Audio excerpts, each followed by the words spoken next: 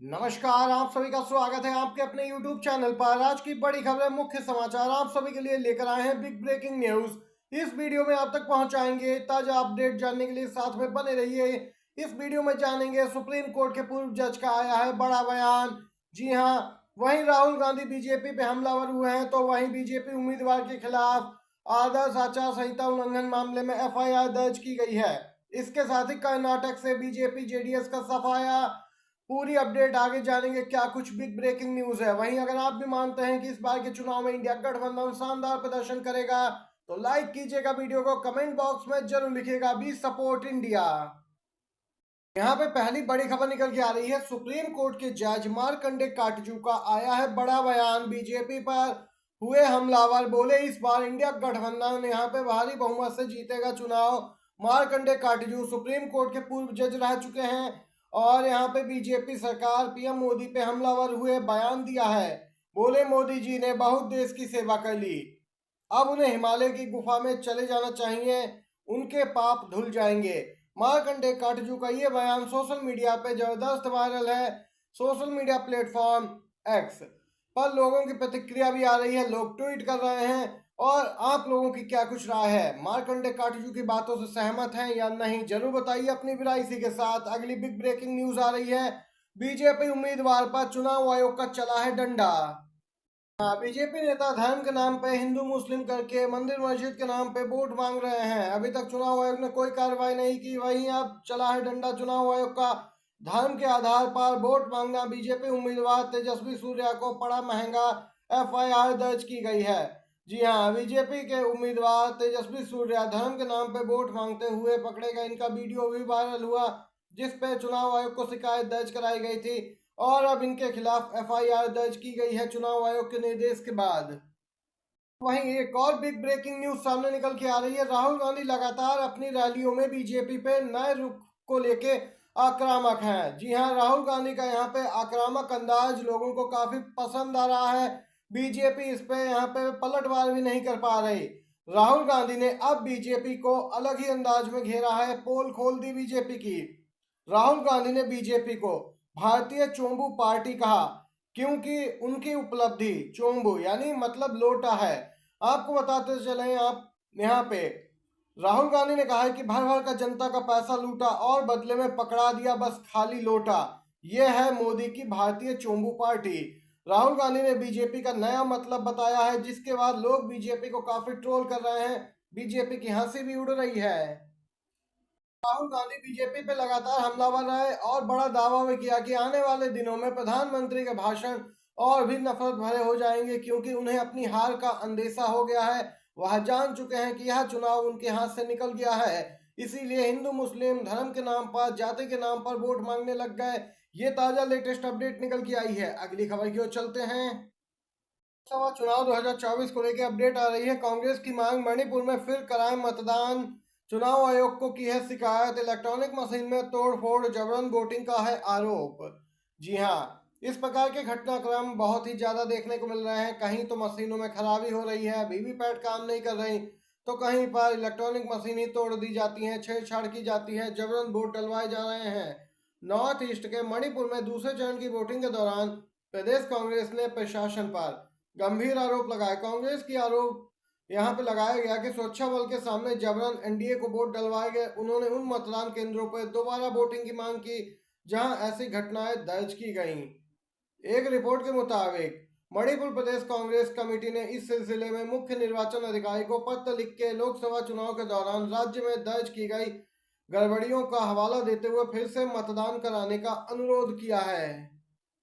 जो आरोप लगाए हैं उसमें कहा गया है कि ईवीएम को तोड़ने, बूथ पे कब्जा करने और मतदान में धांधली जैसे यहाँ पे कई वाक्य हैं जो सामने आए। ये घटनाएं लोकसभा सीट पे दर्ज की गई हैं जो आउटर में है। फिलहाल इसकी जांच जारी है और जल्द ही चुनाव आयोग निर्णय भी लेगा। एक और बड़ी खबर की ओर बढ़ते हैं। कर्नाटक से निकल के आ रही है ताजा लेटेस्ट अपडेट। कांग्रेस ने अपने लोकप्रिय गारंटी और घोषणा पत्र से भाजपा और जेडीएस को जमीन पे धराशायी कर दिया है। कांग्रेस के क्रांतिकारी घोषणा पत्र ने तो कमाल कर दिया। कर्नाटक में बड़ी जीत की और कांग्रेस, आप सभी को बताते चले, ट्रैकर फीडबैक के अनुसार कांग्रेस इस चरण में क्लीन स्वीप कर रही है वहीं आपको बता दें कि कांग्रेस 13, बीजेपी 1, जेडीएस 0। 4 जून के बाद यहाँ पे बीजेपी को धूल चटाई जाएगी और जेडीएस का कर्नाटक की राजनीति से हमेशा के लिए सफाया हो जाएगा। Deputy CM DK Shivakumar और सीएम सिद्धारमैया इतिहास रचने और बीजेपी को झटका देने के लिए पूरी तरीके से तैयार हैं। आप सभी को बताते जाएं, deputy CM DK Shivakumar लगातार दावा कर रहे हैं कि 17 से 18 सीटें कर्नाटक में कांग्रेस पार्टी जीत रही है और जिससे कि बीजेपी जेडीएस गठबंधन को बड़ा झटका लगेगा। ये अपडेट आई है कर्नाटक से। एक और बिग ब्रेकिंग न्यूज निकल के आ रही है। बंगाल के बीरभूम में बीजेपी को बड़ा झटका लगा है। आईपीएस से इस्तीफा देकर बीजेपी से भरा था पर्चा, अब उम्मीदवारी ही रद्द हो गई है। बीरभूम से बीजेपी उम्मीदवार देवाशीष धर का नामांकन रद्द हो गया। पूर्व आईपीएस अधिकारी धर ने हाल ही में चुनाव लड़ने के लिए आईपीएस पद से इस्तीफा दिया था। चुनाव आयोग ने देवाशीष धर का नामांकन इसलिए रद्द किया क्योंकि वह नो ड्यूज सर्टिफिकेट पेश करने में विफल है। उन्होंने पिछले महीने आईपीएस पद से इस्तीफा दिया था, लेकिन वह इस्तीफे के बाद अंतिम रिलीज ऑर्डर दाखिल नहीं कर सके। टीएमसी और ममता बनर्जी इस अधिकारी पे लगातार हमलावर रहे हैं। कोर्ट में सीजीआई डीवाई चंद्रचूड़ ने पूछी अहम बात, चुनाव आयोग से नोटा को मिला बहुमत तो क्या दोबारा होंगे चुनाव? सुप्रीम कोर्ट ने चुनाव आयोग से मांगा जवाब। गुजरात के सूरत लोकसभा सीट पर निर्विरोध चुनाव जीतने जैसी स्थिति से बचने के लिए नोटा कोई भी एक काल्पनिक उम्मीदवारी यहाँ पर दर्ज करने की मांग को लेकर दाखिल याचिका पर सुप्रीम कोर्ट ने केंद्र सरकार और निर्वाचन आयोग को नोटिस जारी कर जवाब मांगा। याचिका में उन संसदीय सीटों पर दोबारा चुनाव कराने के लिए कानून बनाने का आदेश देने की मांग की गई जहां नोटा को सर्वाधिक वोट मिले हों। जानकारी के लिए बताते चले, मुख्य न्यायाधीश डीवाई चंद्रचूड़, न्यायमूर्ति जेबी पारदीवाला और मनोज मिश्रा की पीठ ने कहा कि हम इस याचिका पर सुनवाई करेंगे, इसलिए केंद्र और निर्वाचन आयोग को नोटिस जारी कर रहा है। मुख्य न्यायाधीश डीवाई चंद्रचूड़ ने कहा कि यह चुनाव प्रक्रिया के बारे में भी है, देखते हैं निर्वाचन आयोग क्या जवाब देता है। ये ताजा लेटेस्ट अपडेट निकल के आई है। इसी के साथ अगली खबर की ओर चलते हैं। के बाद आया है अखिलेश यादव का बड़ा बयान, बोले कि भाजपाई शर्मिंदा हैं और अंदर से नाराज भी। जी हाँ, दूसरे चरण में पश्चिमी यूपी की 8 लोकसभा सीटों पे बीते दिन शाम 5 बजे तक मतदान के यहाँ पे जो आंकड़े सामने निकल के आए उसने तो सबको चौंका दिया। जो यहाँ पे रिपोर्ट निकल के आए उसमें बीजेपी को बड़ा झटका लगता हुआ दिखाई दे रहा है।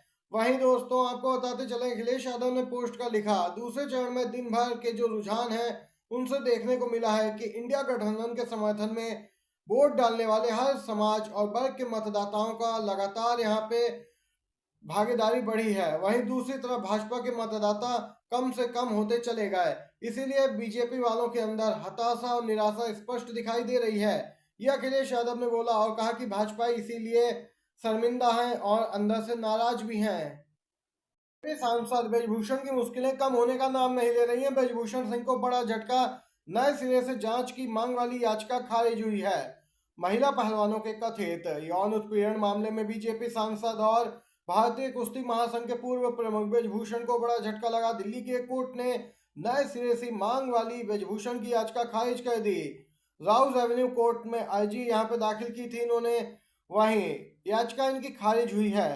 और आपको बताते चलें, अब ब्रजभूषण के खिलाफ आरोप तय करने से संबंधित मामले को 7 मई के लिए सूचीबद्ध किया गया है। स्पष्ट है 7 मई को आरोप तय होंगे, फैसला आएगा। ये बिग ब्रेकिंग न्यूज थी, आज की सभी बड़ी खबरें जो इस एक वीडियो में आप तक पहुंचाई हैं। अगर आपको ये वीडियो पसंद आया हो तो एक लाइक जरूर कीजिएगा, शेयर कीजिएगा वीडियो अपने दोस्तों में भी, आपके दोस्त भी ये बड़ी खबरें जान सके। आप सभी का बहुत बहुत धन्यवाद। जय हिंद, जय भारत।